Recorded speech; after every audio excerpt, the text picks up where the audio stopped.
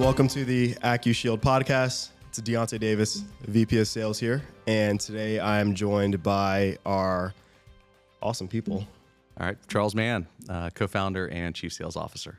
And Alan Barnes, co-founder and CEO. So we got the big dogs today, and we're here at the Accushield Healthcare Staffing Innovation Workshop, live, day 2. Yeah. And so we really want to take this time during this podcast to kind of kick it off and share a bit about, who Accushield is, how you guys started the company, and really what our stake in the game is for senior living. And the whole goal and objective of the podcast is to really create a way for everyone in this industry to kind of come together and learn about best practices, what's working, what's not working from an operational perspective, and really just address any issues that the industry is seeing. So, Charles, I'd love to kind of hear a bit about your background and why you're here. Sure. Yeah. Thanks, Dee. I think for us, the reason why we're here today is in regards to the staffing crisis, right? And the issues that have over time presented themselves and quite frankly aren't going away. And so we have seen an opportunity through personal experiences and through talking with others, about different ways to address staffing. And so that's what we're doing here today. Did you want me to go through sort of the history of Accushield as well? Yeah, talk a bit about yourself. Yeah, so moved to Atlanta, sort of back, quote unquote, to my second home in 2011 to work with my father in developing senior living communities. And through that process and through being an executive director in our communities here in Atlanta, just recognized the need for additional security.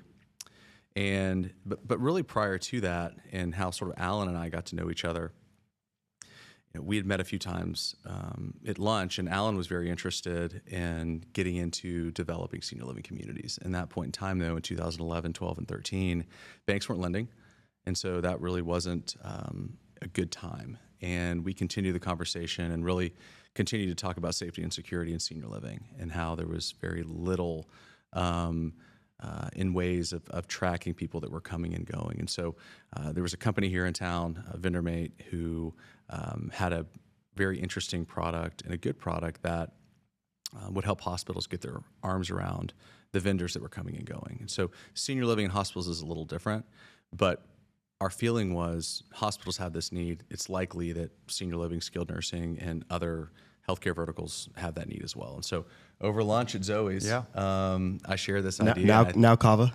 Zoe's is now Kava. Yeah, over lunch, we met a few times, and Alan, being sort of the curious guy that he is, ended up going to Virginia to a conference on vendor Hospital credentialing. vendor credentialing, yeah. Mm-hmm. And Charles, you were in med device sales. You went into hospitals. You had to get credentialed, so you kind of knew. I knew the drill process very well. Right. I knew the drill.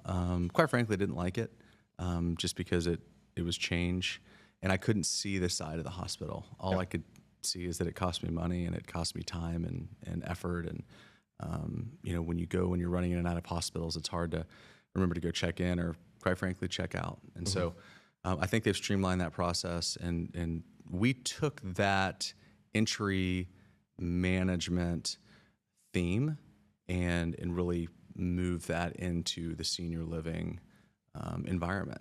And so, through that and through just the time spent sort of just digging in and figuring out what this looks like from a visitor and vendor management perspective, that's kind of how we got to know each other. And so we kind of laugh, but I'm kind of the guy that makes sure that the product's there and it sells, and then Alan's the guy that makes sure that we have enough money and runs business. So behind the scenes. Both are important. Yeah.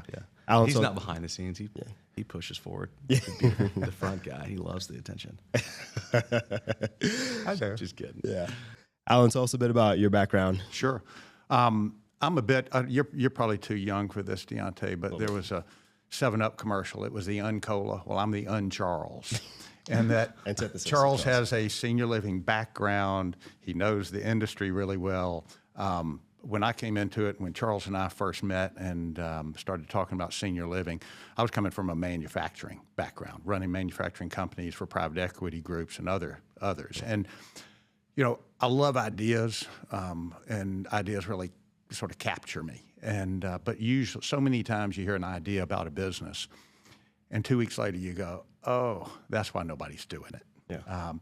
But when Charles and I met, yes, I was interested in moving out of the manufacturing side. I thought senior living, given demographics, was going to be a great place to be. And I thought, well, gosh, the way you're in senior living is you build a community and you develop it and run it, and then build from there. And when I met with Charles to just get his thoughts on it as well, he pitched an idea that he had for Accushield. And as he said, I thought, what's a great idea, really sort of captured me a bit. And I went up to Virginia to a hospital vendor credentialing conference, because that was the original idea, was around credentialing third-party caregivers in senior living. And I listened. I said, this is something that's here to stay. Having to know who's in your building is something that is not going away from a safety and security standpoint. And so we put together a plan, kept meeting, and we got a little small office. And for a year, we had really Charles and myself originally, and then two more folks for about a year in a single office with a couple of little desks. And, and what year was that, Alan? 2013 was when we started, but it's really 2014 was when we began to get a lot of momentum in terms of defining what we wanted to do, defining how we would deliver it, and really talking, quite honestly, to senior living operators who we needed their input to make sure we were putting together something that would really add value for them. Yeah. So, to that point, obviously everyone pretty much knows Accushield as the kiosks at the front desk, really to help communities know who's in their building from a safety and security perspective. And as of late, we've partnered with BookJane, which provides a scheduling call-out solution for shift management and really making sure residents are taken care of, right?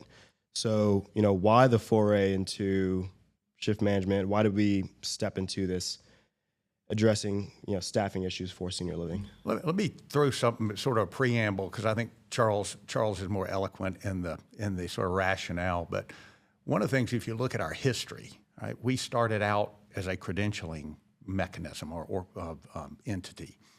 And then we saw that, wow, the data we have is really valuable and can be used in a lot of ways in senior living communities.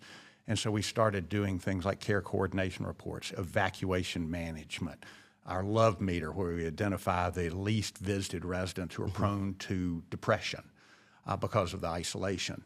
So we adapted and we started creating a lot more features in our system.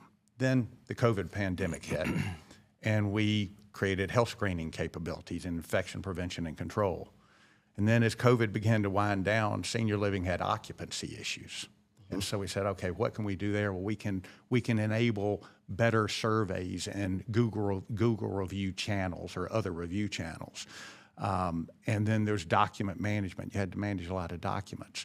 So now we're in staffing, and I think the point I'm making is that this industry is changing all the time, and the most important dynamic is changing a lot of times in terms of what's challenging the industry. And what we're trying to do is keep up with that and just add, bring to the industry tools that allow the industry to continue to manage and address the things that are challenging the industry. And so its staffing now is the biggest challenge our industry has. And I think it's good to note that we are a visitor entry management company. Yeah. And we do not bring on products that don't tie in to the kiosk. That is a necessity. Right. It is what we do. It's very hard to manage hardware. It's taken us 10 years to figure that one out. Yeah. But we've gotten our arms around it at this point, and I think that's important. So we're not just grabbing for the next big problem, right? And so the kiosk, from a scheduling and time and attendance perspective, can be that time clock for employees, but then also for agencies, right? So you get that real good quality check-in and check-out with a kiosk-based system, which we think is important. And we have a lot of customers that they've gone away from the kiosk-based system to mobile and have had significant amount of challenges due to just the different types of phones. And so everything surrounds around the kiosk. Yeah. And so, with that, where do you guys see Accushield going over the next 2 years, 3 years, 5 years? So 'cause obviously the industry is changing quite a bit, right? It's ripe for disruption. We know that silver tsunami is coming. You know, senior living's going to explode, right? So where do you guys see the future of Accushield heading?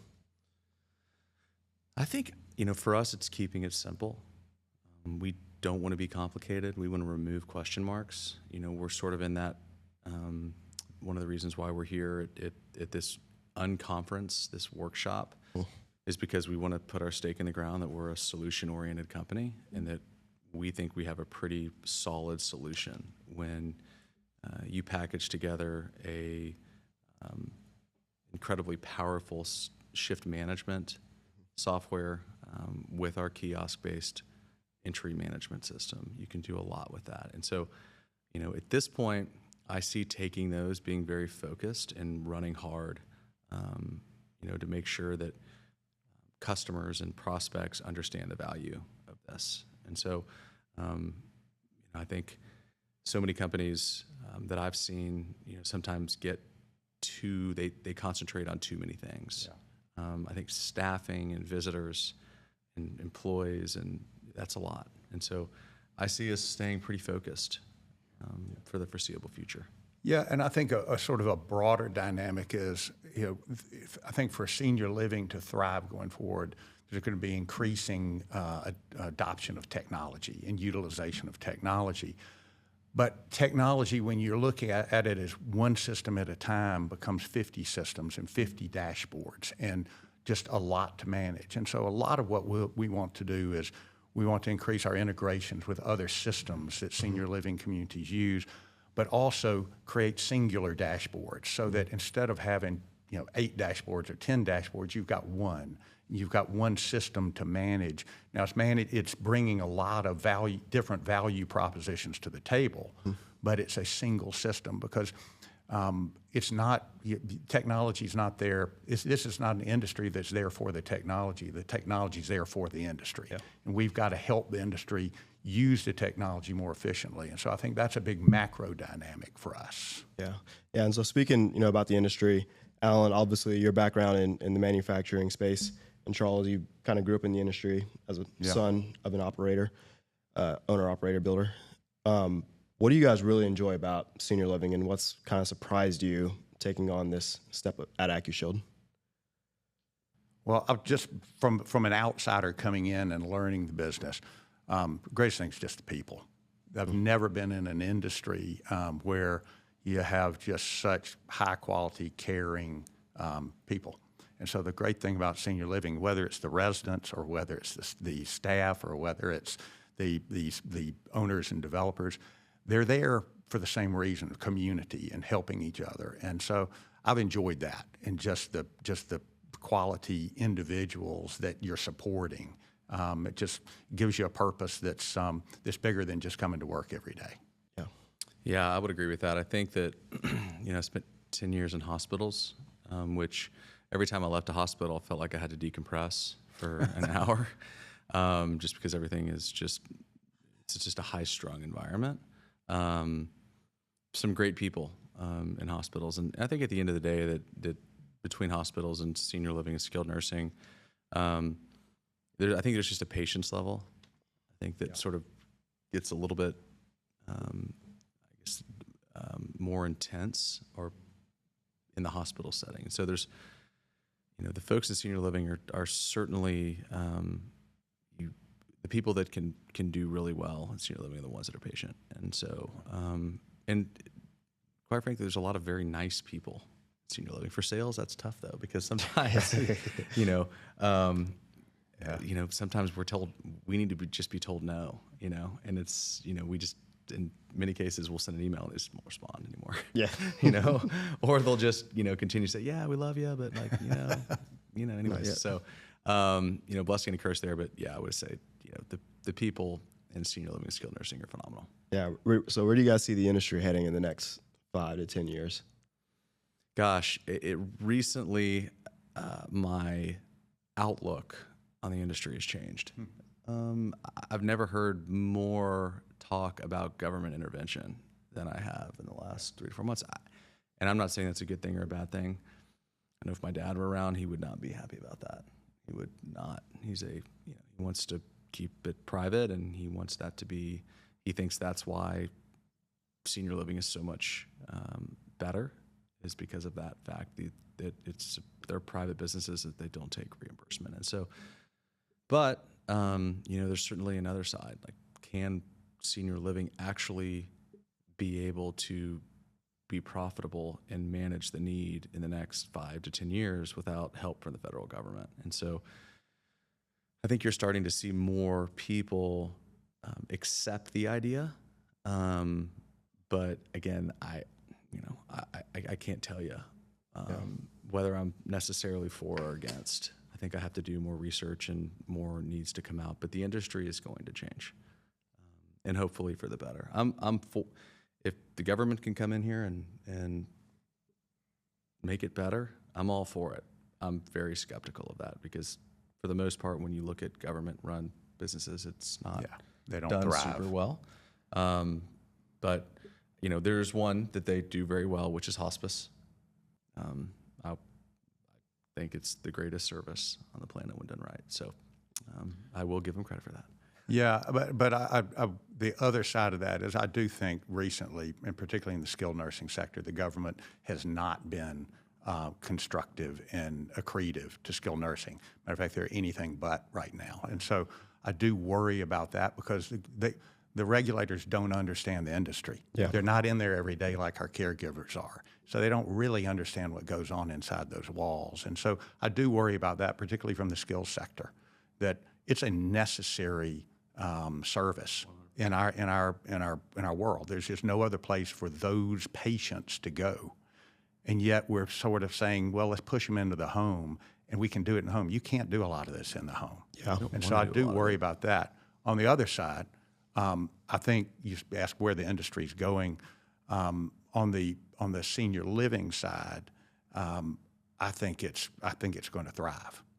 And I think it's going to thrive because you just look at what's going on, whether it's something like we're doing here with our workshop, but just all around, you've got a lot of great thought leaders coming together, working together.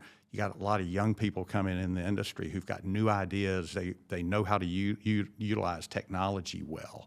I think it's a lot of blue sky ahead. So thank you guys for your time today. I had a lot of fun interviewing you and hearing more about your stories and about where Accushield's going. And to all the viewers, stay tuned because we have a ton more content that's going to be coming down the line. Appreciate it.